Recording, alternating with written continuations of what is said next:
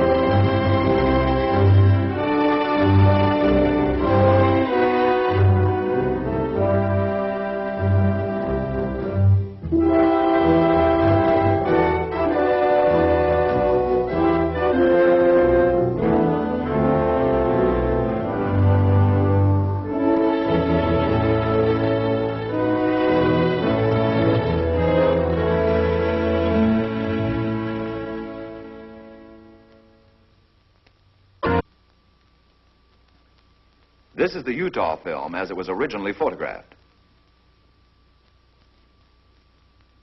The image structure and maneuvers definitely eliminate any kind of known aircraft. This is where Chief Photographer Newhouse, in his excitement, changed exposure. He believed that by changing density and giving the film more contrast, he could clarify the objects. The single object that reversed its course. The bounce is due to handheld camera. Now we study the action of one section of the film.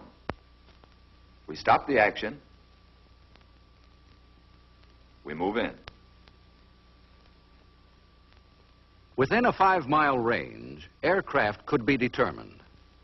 In excess of 5 miles, the speeds are greater than aircraft can achieve, except in straight-line speed runs. The movement here follows an elliptical or circular pattern. Microscopic examination reveals that the objects are well focused. Their size varies from 1/6 to 1/10 the size of the moon, as it appears to the naked eye. Their form is circular and sometimes elliptical. This fits the commonly used flying saucer description. Observe the object in the upper left corner. We move in to study the action. The object upper left will go out of frame on widescreen projection.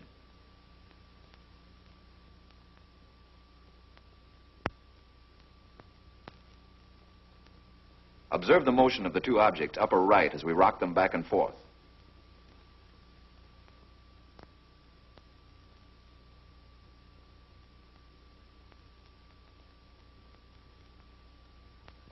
Now we move over and up on the frame to make a closer study of the object in the upper left corner.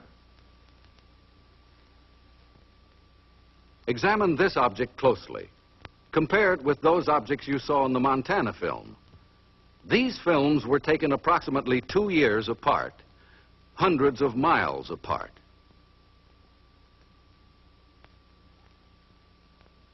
We drop back to the original perspective and resume. Now the section of the film where photographer Newhouse changed exposure. Weather conditions, together with the persistence and motion of the formations, eliminate the possibility of atmospheric mirages. Photogrammetric experiments have shown that the images cannot be associated with any kind of birds at any distance. Stop. Now forward again.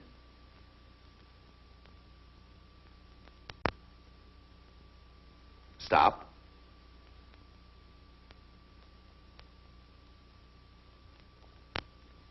We drop back to original perspective.